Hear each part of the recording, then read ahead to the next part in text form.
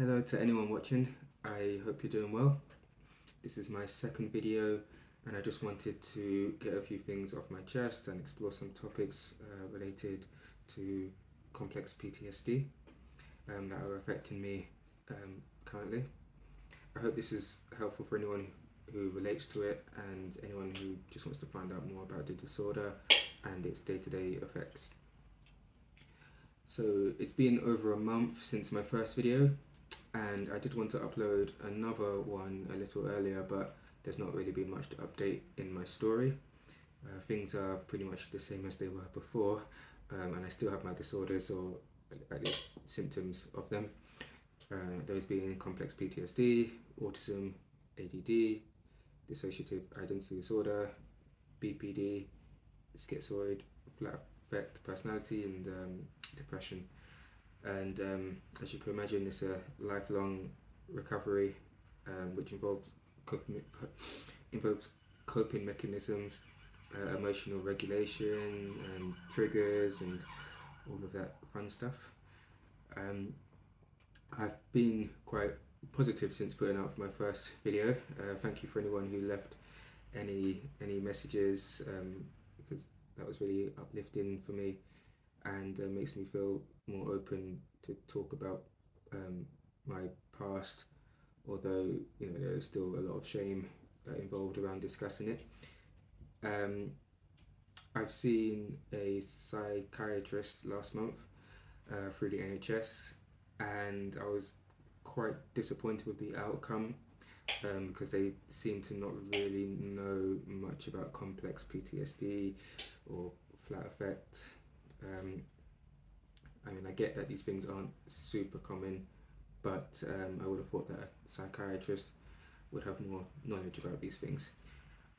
I do get a little stuck, kind of knowing what to talk about in these videos, just because there's so much to unpack that I don't really know where to start really, and it's not a therapy session either, so I can't really unravel years of emotional abuse and neglect in just like short videos.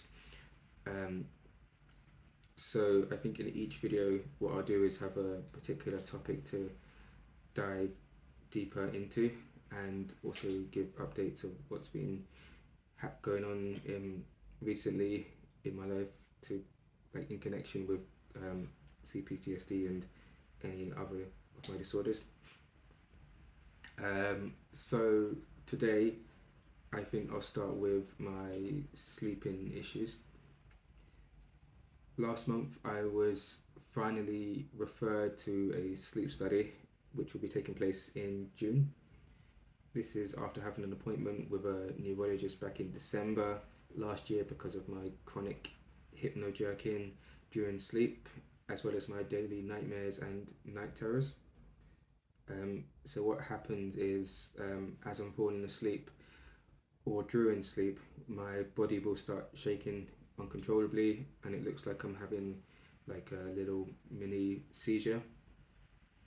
Sometimes I'm aware of it happening, but like I'm in a paralyzed sort of state, and sometimes I'm totally unaware and have to be sort of told by my girlfriend the next day just how much I was shaking in the previous night. And then there's the night terrors. These ones I have no memory of, but I would just be woken up in the middle of the night to be asked if I'm okay by my girlfriend because I've been like screaming in terror, or crying or gasping for air during my sleep, and like sleep talking and acting out my dreams like inside the bed. So like sometimes I would like kick out because in my night terror I'm being attacked by someone or something, and all these things happen very often, and I generally have no recollection of the dream at all, or I might remember my dream, but what I would remember is having like a good dream or like a normal dream, so I wouldn't know why I would be screaming in fear. Like it doesn't really match up or make sense to me. So last year when we realised the seriousness and intensity of the problem, we arranged an appointment with a private neurologist, and he told me that it's likely that I haven't had a good sleep in like over a decade, just because my sleep is so disturbed. And as well as the sleep issue, we also told the neurologist about my psychological, emotional, and cognitive problems related to cptsd. So that includes like the depression, my general lethargy, and forgetfulness, to name a few. Um, he suggested that I have sleep apnea, which made sense because of I guess the low energy and tiredness that I have. But I ended up having a sleep test, and the results came back that I only had mild sleep apnea. So that's not really enough to give me all the problems that I was having, that I am still having. Another possibility that was that I had some sort of brain damage. I had a bike accident when I was 13 in which I nearly died, and I was knocked unconscious for about an hour after taking a big hit to the head. At the time, no one performed a check for brain damage, but I do realise that it was around a similar time, a similar age, that my sort of depression and schizoid and flight affect sort of symptoms started to begin or show. So I thought there could be some sort of correlation with the accident and those things. But anyway, I arranged an MRI scan last year with the neurologist, and the results came back showing no problem with my brain structure. So, to recap, my sleeping problems was not caused by a brain issue, or nor were they caused by sleep apnea. So we really think that the only explanation could be that it's all psychological, and it all relates with my complex PTSD. I think that would at least explain the nightmares and the night terrors.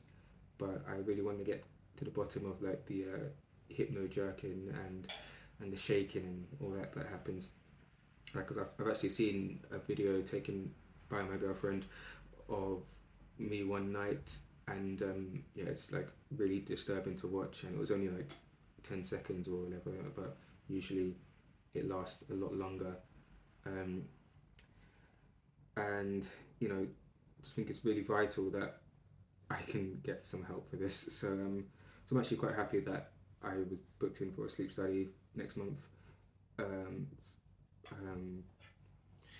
And it's through the NHS, and it was booked in through a parasomnia doctor.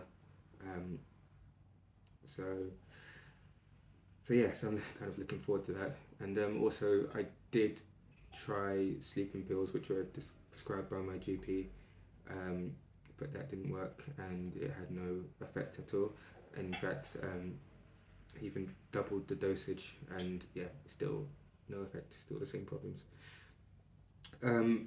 Cool, so that's like a summary of my sleeping problems, and I don't really know of anyone who experiences the exact same thing, although I know that people with complex PTSD do have very affected sleep, but in different ways. I think the main problem is that our traumatized brains are unable to relax. Like they just don't understand the meaning of the word relax, and so even when the body wants to fall asleep, the brain just stays alert and hypervigilant and on the lookout for danger and things like that, which we've sort of been conditioned to do as a sort of survival strategy, to pretty much survive our abusive and toxic home environments as a child. So I think I'll leave it at that for now. I don't want to make this video too long, so I'll definitely post a new one soon talking about other topics, such as like problems with discussing and feeling emotions, and you know, high levels of anxiety, and lack of self-love and shame and inner critic and all that stuff. But in the meantime, I just want to say thank you for watching this video, And if you have any help or any advice to offer, that would be really appreciated, as I'd like to know what has helped people in a similar situation to mine. And I've also if this video has helped anyone else, then that's a huge bonus too. And yeah, I hope to see you soon.